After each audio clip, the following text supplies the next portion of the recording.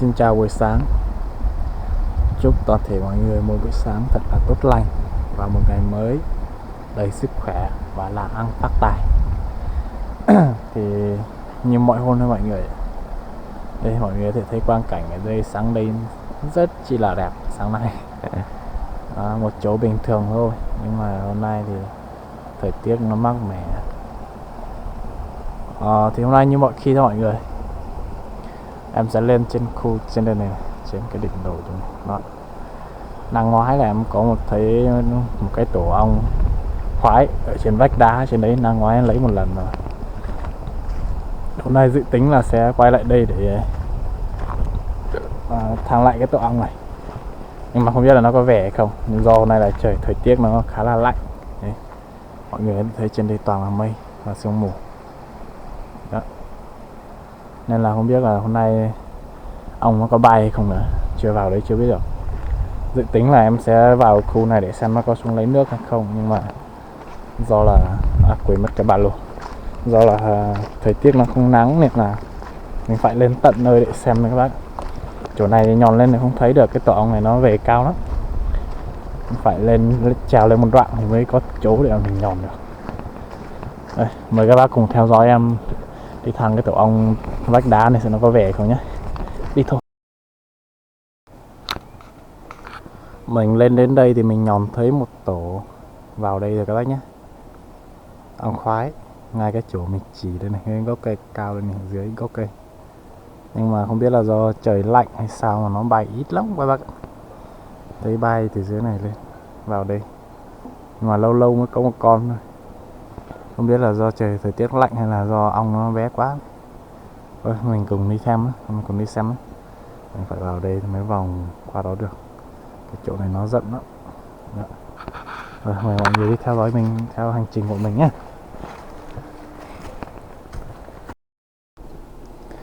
Đây các bác, em đi đến nơi rồi. Đây còn ốc rừng. Đây là ốc rừng nhé. Chỉ có cái rừng đá núi đá vôi này mới có. Ây da, địa hình này đi rất là khó khăn mọi người. Ở cái chỗ này đâu có cây nữa rồi, hay là ong vách đá nữa rồi. Nhưng mà chỗ này ong vách đá là sẽ dự tính là sẽ rất là dễ ăn mọi người nhé. Đây này, mình thấy nó bay bay từ trong đây ra rồi, nhưng mà đâu thấy có cây đâu nhỉ. Xuống xem.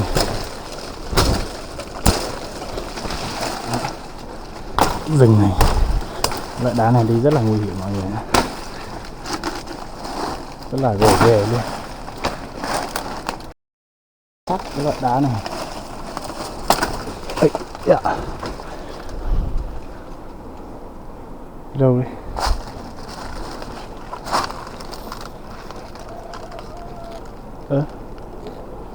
Hay nhỉ.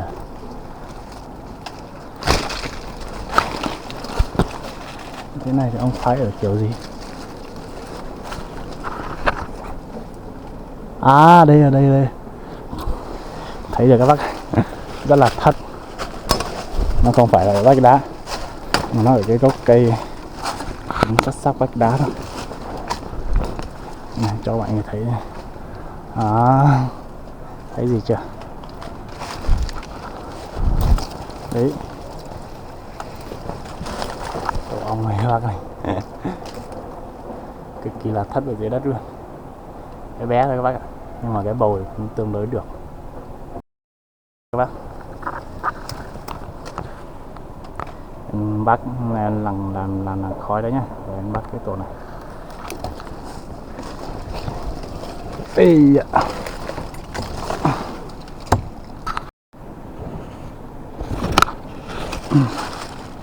Tiến hành bắt rồi các bác.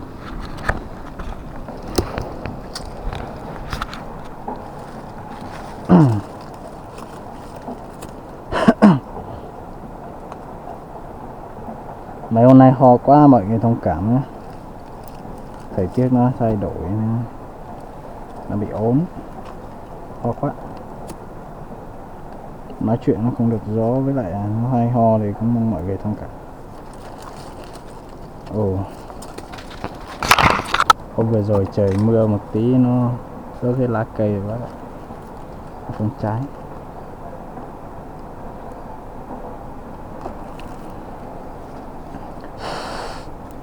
Rồi, ok. Vào với bác.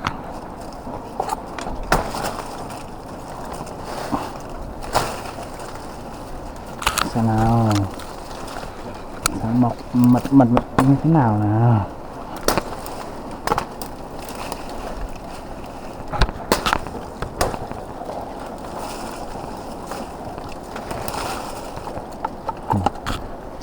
Này rất là thất.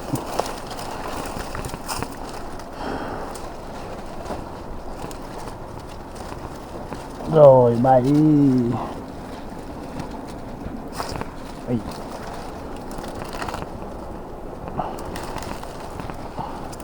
Khá là dữ đấy mọi người.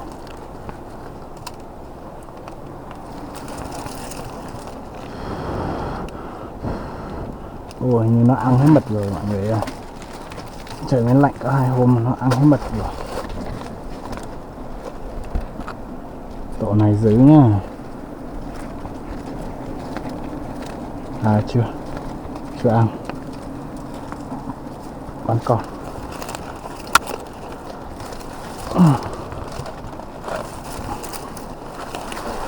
Cái này nữa.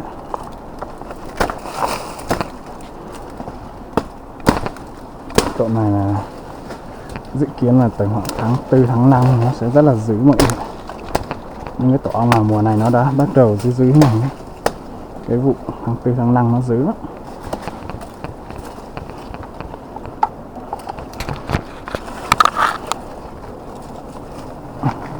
Làm kiểu ảnh đó nhá.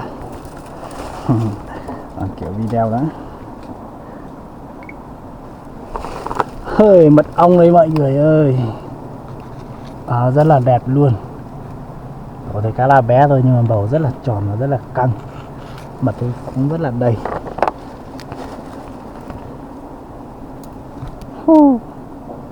Đẹp chưa? Mình qua cho bạn xem này.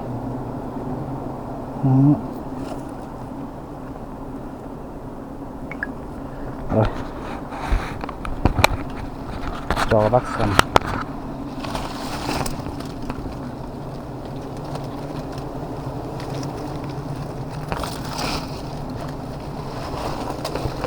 Cho bác xem mặt màu một này đó. Đẹp chưa? Bầu thì cũng khá là bé. Nó hơn cân nữa đấy. Mặt nó bé, tổ nó bé nhưng mà rất là được cái là rất là đầy mật. Để tiến hành cắt với bánh. Mình đang quay vào tiến hành cắt.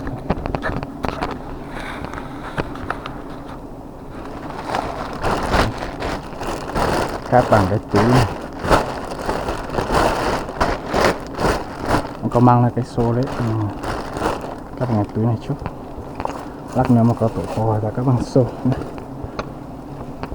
Tổ này thì khá là thấp nhưng mà không dễ cắt đâu. Nó ở cái vách như thế này.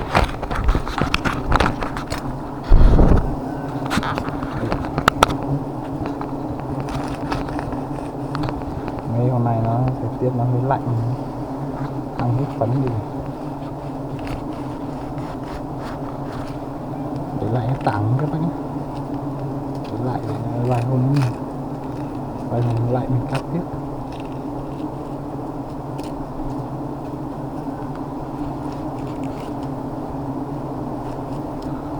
Sửa cái tặng này. Rồi, ok. Cắt thôi.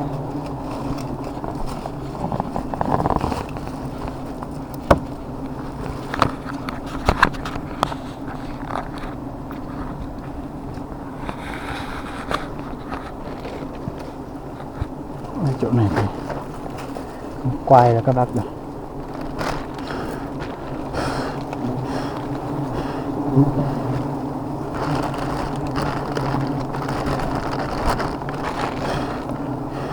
Mày ra thôi.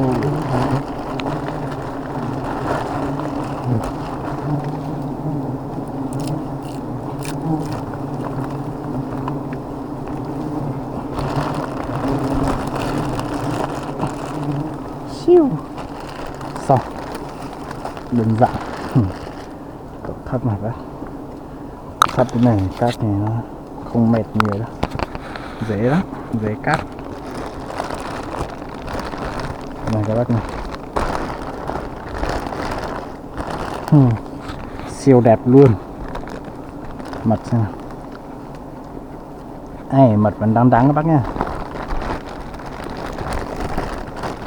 Mật vẫn khá là đáng.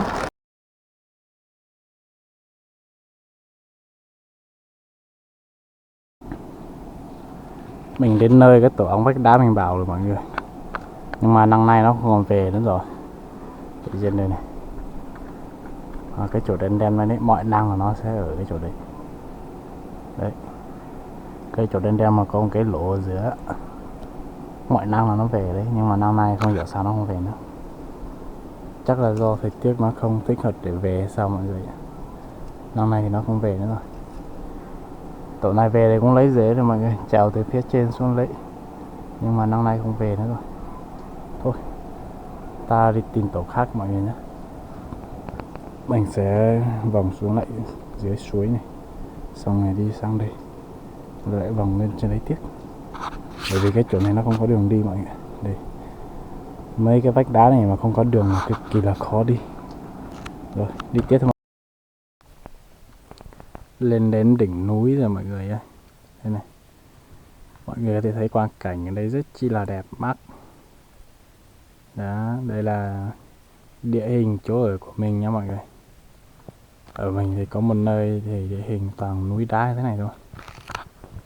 Kia là núi lát, bên kia có rất nhiều ong mọi người. Cái chỗ màu vàng này, bên đây cũng có mấy tổ trên đây và cả trên kia, nhiều ong đá lắm, nhưng mà toàn ong vách thôi, nhưng mà lấy khó, bọn mình thường không ai lấy. Thì mình lên đến đây thì mình theo một cái tổ ong nó cứ bay qua đây này, và mình đã phát hiện ra là hình như là nó bay từ trong khe này ra. Và bây giờ mình sẽ trèo về cái chỗ này. Đi qua đó rồi sang bên kia, để mình quay lại cái chỗ kia mình nhổm ra là có phải nó ở đó không nhá. Đi thôi mọi người ơi, cảnh đẹp chưa? Mọi người biết cái gì không? Đây này, em cho mọi người xem này. Thấy cái tổ ong nó lại bay vào trong đá này nữa rồi mọi người. Từ từ em vào xem nó có to không nhé.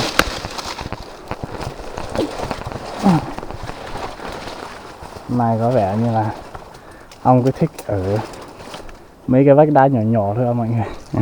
Tổ này tổ thứ 2 trong ngày hôm nay rồi đấy. Đây rồi em thấy rồi. Tổ này thì chắc chắn là ở vách đá rồi.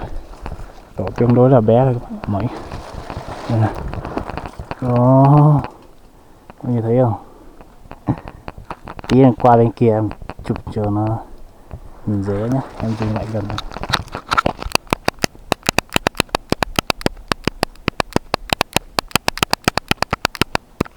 Đấy, mọi người thấy gì chưa? Đó, tổ này thì cũng bé thôi, nhưng mà hình như là cái bầu nó khá là to mọi người. Này, hay thật. Hôm nay được các 2 tổ rất là thấp. Ây, ổn rồi. Tổ này có vẻ như là to hơn tổ sang đây một tí. Đây, ra quang cảnh chỗ mình ở này. Đó, trong đây mình nghĩ là vẫn còn vài tổ, bởi vì là cái khe này năm nào nó cũng về, hầu như là năm nào nó cũng về mọi người. Lát nữa mình bắt tổ này xong mình sẽ xuống cái chỗ này, tìm chỗ để mình nhòn trong đây, thì mình nghĩ chắc chắn nó sẽ còn ít nhất cũng phải còn 1-2 tổ gì đấy, vì cái khe này ong rất là nhiều mọi người, hàng năm ong về đây rất là nhiều, nhưng mà năm nay là tương đối ít rồi. Ok, chuẩn bị bắt rồi nhá. Từ khe từ bên kia sang này có vẻ như là nó xong mọi người nhá. Đi thôi, đi lấy rồi. Hôm nay thì khá là may mắn mọi người, gặp 2 tổ mà không phải trèo.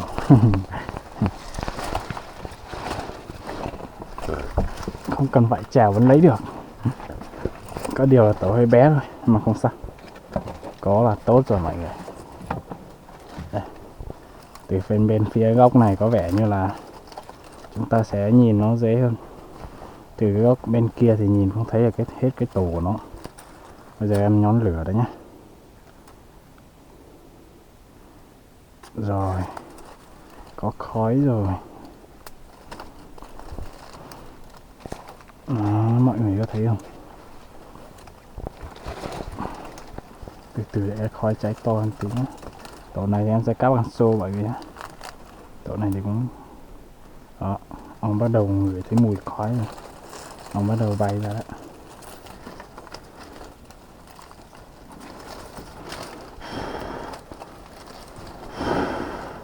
Rồi, ông bay rồi. Đi thôi. Em tắt đường này nhé.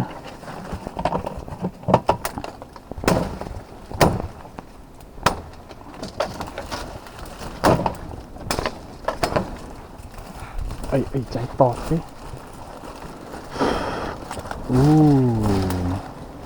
Cái bầu nó bị cái cây chọc vào rồi mọi người. Mọi người thấy cành cây không? Đó. Cành cây nó chọc vào cái tổ ong nhé. Rồi đi xuống. Ui, khói cháy to quá.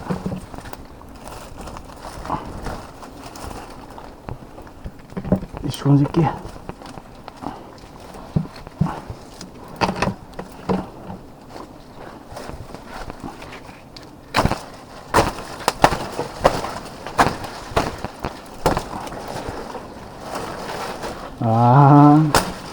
Đây này, cái bầu mật trắng tinh mọi người. Viên đắc trắng tinh rồi. Đó, mọi người thấy không? Mình tắt cái này đấy nhá. Tắt cái này cho dễ. Ong nó dễ đi lại hơn. Đẹp chưa? Em lấy tắt cái cây nữa.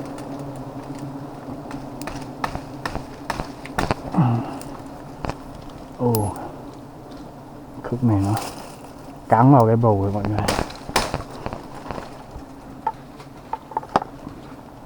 Quay cái đoạn video đó.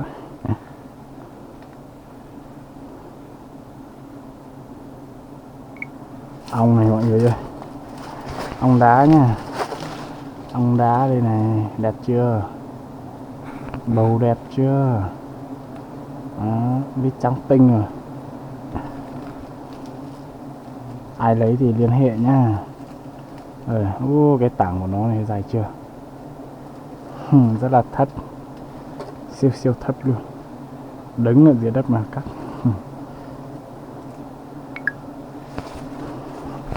Đây, cho mọi người xem.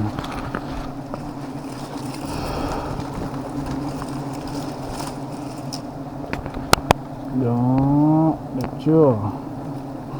Cái bầu kìa. Xuống chưa? Dọn mấy cái này đấy. Dọn mấy cái này để cho ong nó dễ. Cái tảng nó này dễ ăn cực kỳ. Ok, cắt thôi. Nó bắt đầu về. Chúng ta không nên để khói nó quá lâu mọi người. Để quá lâu là nó sẽ hay xảy tình trạng là ong nó hay bỏ. Chúng ta lấy thì được thì chúng ta lấy nhanh. Đây là mình đang quay cho mọi người xem, mình không lấy nhanh. Chứ còn thực tế là chúng ta nên lấy nhanh một tí mọi người nhé. Cái này có mật. Cắt vào bên mật mà. Chúng ta mà để khói quá lâu là ong nó sẽ bị sai khói. Đến lúc đó là ong nó hay bỏ tổ đi.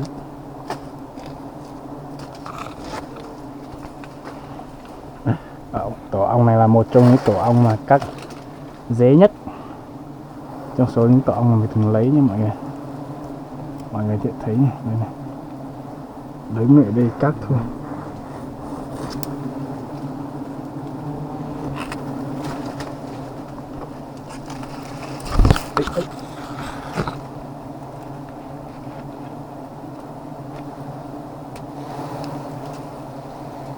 Tổ này nó rất là hiền mọi người. Ong này hiền lắm. Cây này lấy ra được không nhỉ? Không được rồi mọi người. Cây đã không lấy ra được rồi. Thôi kệ đi, cắt xong rồi. Ong nó bắt đầu về rồi.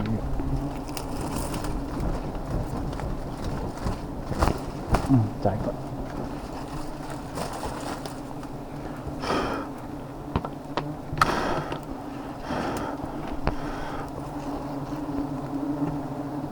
Rồi, một cục luôn nha.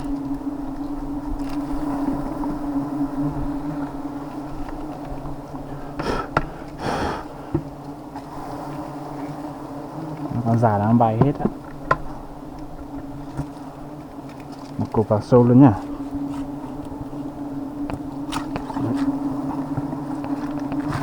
Rồi, ok. Cái này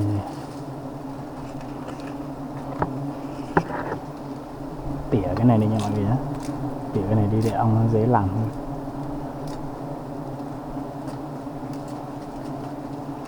Ta cũng nên tỉa cái tảng nhộng của nó đi, để lại ít thôi. Đó, bằng đấy thôi. Nó để lại nó sẽ xây được cái bầu nó ra tận đây.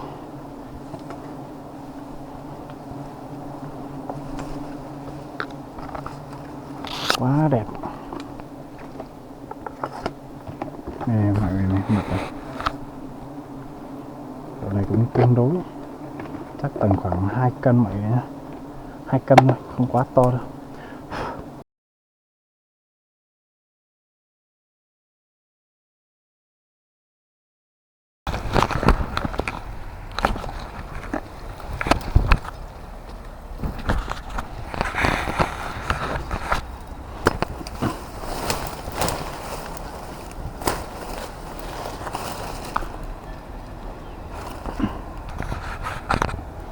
Hey mọi người nha. Mọi người biết mình vào đây làm gì không? Khá là may mắn mọi người. Bây giờ thì mình đã chuẩn bị về nhà rồi. Mình xuống từ trên kia xuống, trên cái khe kia xuống, thì ong khoái nó không còn bay nữa mọi người. Thời tiết nó lạnh, ong nó không còn bay nữa. Mà mình vừa xuống đến đây thì mình đang định về, thì mình nghĩ là mình đi dọc theo khe suối này xem có thấy có tổ ong ruồi nào không, thì rất là may mắn nha. Mình vừa mới nghĩ vậy, mình vào đây thì mình đã thấy một tổ ong ruồi đầu tiên. Mình bắt tổ này và về nhà thôi mọi người nhé. Đây có lẽ là tổ cuối cùng của ngày hôm nay này. Không biết là còn mật hay không nữa. Đây.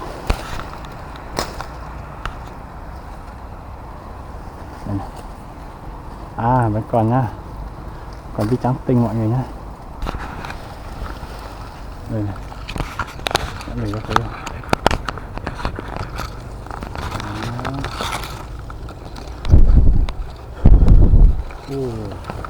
Rất là đẹp. Tổ dịch nó bé thôi nhưng mà rất là đẹp. Mình bắt, tiến hành bắt này. Ong ruồi này thì thường là nó rất là hiền mọi người. Chỗ mọi người không biết thế nào, cái chỗ mình ong ruồi nó đa số là rất là hiền. Thỉnh thoảng mới có một hai tổ nó đốt thôi, còn lại đa số nó đều không đốt đâu. Nhưng mà lâu lâu mình đi, mình không phải là đi chuyên ong ruồi nên mình không mang theo cái kéo cắt, nên là chắc chắn là sẽ không được đẹp bằng các bằng kéo đâu mọi người.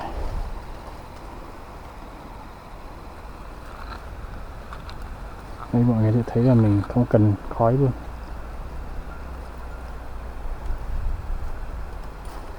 Đó.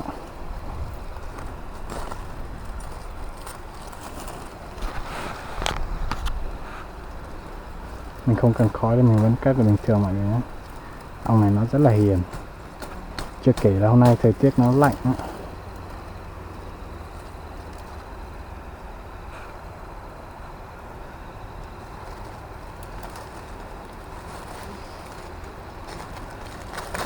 Rồi.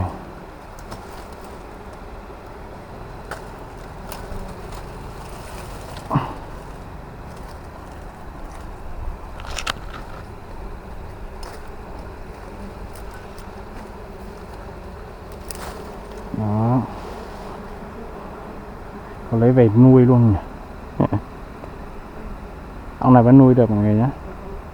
Cần chúng ta để cái tảng là chúng ta nuôi được bình thường. Hay là mình lấy về nuôi đi.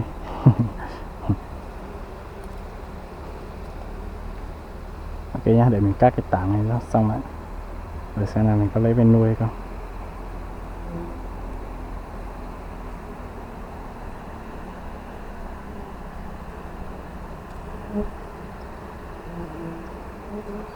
Ong này thì vẫn nuôi được, nhưng mà nó kiểu là ong khoái thì mình chịu mà. Ong khoái mình không biết có ai nuôi được hay không, chứ còn mình là mình chịu. Mình vẫn chưa thấy ai nuôi được ong khoái mọi người. Còn ong mật thì không phải nói rồi. Ong mật với ong ruồi thì nuôi được bình thường.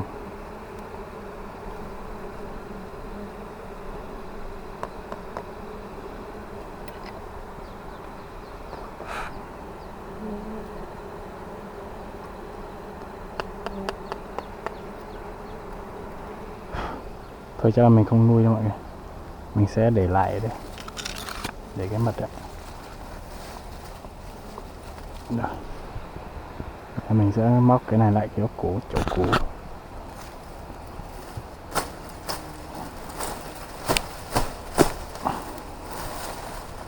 Mình sẽ kẹp cái tảng này lại chỗ cũ nhé, là nó vẫn xây lại đấy mọi người.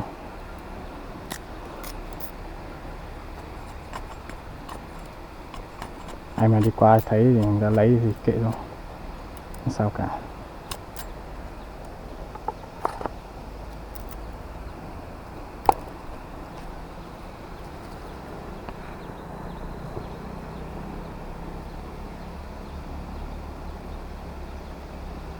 Đấy, bộ kiệu này lại đi.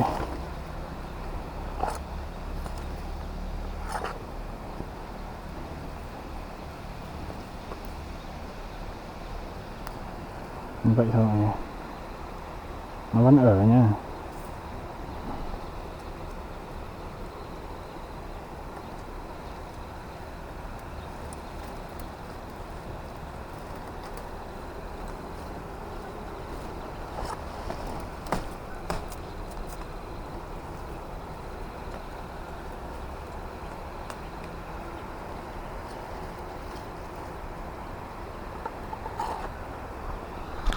Đấy, nó bắt đầu ong nó bắt đầu vào đậu vào rồi đấy. Để cái này nó vào nhanh.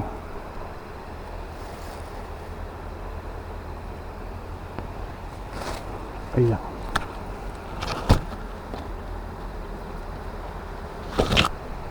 rồi sẽ bẻ cái này cho nắm cho nó.